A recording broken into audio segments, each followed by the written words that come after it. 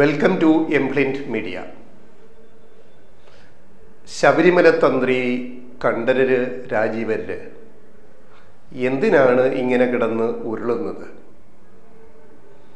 നാട്ടുകാർക്കെല്ലാം കാര്യങ്ങൾ അറിയാം. അദ്ദേഹം ദേവസ്വം ബോർഡിന് കൊടുത്ത വിശദീകരണത്തിൽ ശബരിമലയിൽ നടത്തിയ ശുദ്ധികലശം യുവതികൾ പ്രവേശിച്ചതിൻ്റെ പേരിലല്ല എന്ന് പറഞ്ഞിരിക്കുന്നു. പക്ഷേ എന്നാണ് ഈ ശുദ്ധികലശം നടത്തിയത്? നാളെ പുനഃപരിശോധനാ ഹർജികളെല്ലാം തന്ത്രിയുടെ പ്രശ്നം ഉൾപ്പെടെ നാളെ സുപ്രീം കോടതിയിൽ വരികയാണ്. അതിൻ്റെ കോടതി കേൾക്കാൻ പോവുകയാണ് വീണ്ടും. അതിനു മുമ്പ് ഇത് പറയേണ്ടി വരുന്നത് അതുകൊണ്ടാണ്. ജാനുവരി 2 വെളുപ്പിന് 2 യുവതികൾ ശബരിമലയിൽ ദർശനം നടത്തി, ബിന്ദുവും കനകദുർഗയും.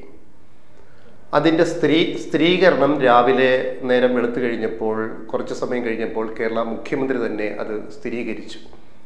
റിപ്പോർട്ടുകൾ വെച്ചിട്ട് യുവതികൾ ശബരിമലയിൽ കയറി ദർശനം നടത്തി എന്നുള്ളത്.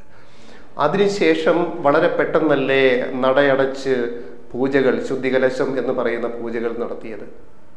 എന്നിട്ടിപ്പോൾ ദേവസ്വം ബോർഡിൻ്റെ നോട്ടീസിന് കൊടുത്ത മറുപടിയിൽ പറയുന്നു യുവതികൾ കയറിയതിൻ്റെ പേരിലല്ല. പിന്നെന്താണ് പറയുന്ന കാരണം? അത് ഈ ശബരിമല വിധിയുമായി ബന്ധപ്പെട്ട് കുറേ പ്രശ്നങ്ങൾ, അവിടെയൊക്കെ വിവാദങ്ങളുണ്ടായി, അതുകൊണ്ട് ഒരു ശുദ്ധികലശം അങ്ങ് നടത്തി എന്ന്. എന്തൊരു ഉളുപ്പില്ലായ്മയാണിത്! കോടതിയിൽ ഇത് നിലനിൽക്കില്ല എന്ന് തന്ത്രിക്ക് നന്നായി അറിയാം. കാരണം കോടതിയുടെ വിധിയിൽ കൃത്യമായിട്ട് പറയുന്നുണ്ട്, ജെൻഡർ വെച്ചിട്ട്, ലിംഗവിവേചനം വെച്ചിട്ട് ചെയ്യുന്നത് അയിത്ത ആചാരത്തിന് തുല്യമാണെന്ന്. അപ്പോൾ കോടതി ക്ലിപ്പിന് പിടിക്കും എന്ന് മുൻകൂട്ടി എവിടെയോ ഒരു തോന്നൽ വന്നതുകൊണ്ട് തന്ത്രി രാജീവര് ഒരു മുഴം നീട്ടി ഒരു മറുപടി കൊടുത്തിരിക്കുകയാണ്. ശുദ്ധികലശം നടത്തിയത് യുവതികളുടെ പേരിലല്ലത്രേ. പിന്നെ എന്തിൻ്റെ പേരിലായിരുന്നു ഇത്? ഇത്രയും കാലം ശബരിമല കഴിഞ്ഞ കുറേ മാസങ്ങളായിട്ട് കത്തിപ്പുകഞ്ഞുകൊണ്ടിരുന്നത് സുപ്രീം കോടതി വിധിയുടെ പിന്നാലെയുള്ള യുവതീ പ്രവേശന വിഷയം തന്നെയാണല്ലോ.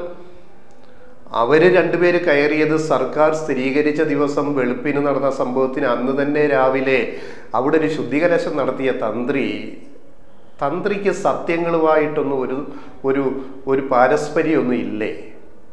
ദൈവത്തെ പൂജിക്കുന്ന, ദേവനോടൊപ്പം നിൽക്കുന്ന തന്ത്രിക്ക് ഇങ്ങനെയൊക്കെ ഒഴിവഴി പറഞ്ഞ് മാറാൻ പറ്റും?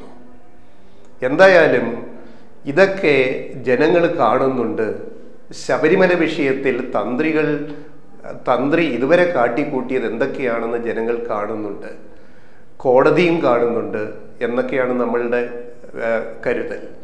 അതുകൊണ്ട് യുവതീ പ്രവേശത്തിൻ്റെ പേരിൽ ഇതിനൊരു മറുവശമുണ്ട്. യുവതീ പ്രവേശത്തിൻ്റെ പേരിൽ ആണ് ഞാൻ ശുദ്ധികലശം നടത്തിയത് എന്ന് തന്ത്രി പറഞ്ഞാൽ അത് ഒരു മുഴം നീട്ടി ജാമ്യം എടുത്തിരിക്കുകയാണ്. പറഞ്ഞാൽ ഈ തന്ത്രി തന്നെ പലതവണ മലയാള മാസം 1-ാം തീയതി നട തുറന്നതിന് ശേഷമുള്ള 4-5 ദിവസങ്ങളിൽ അവിടെ യുവതികളെ കയറ്റിയിട്ടുണ്ട്. അതിന് ചരിത്രമുണ്ട്, രേഖയുണ്ട്. അത് കോടതിയിൽ വരെ ഒന്ന് പറയാൻ തയ്യാറുള്ള സ്ത്രീകൾ ഈ നാട്ടിലുണ്ട്.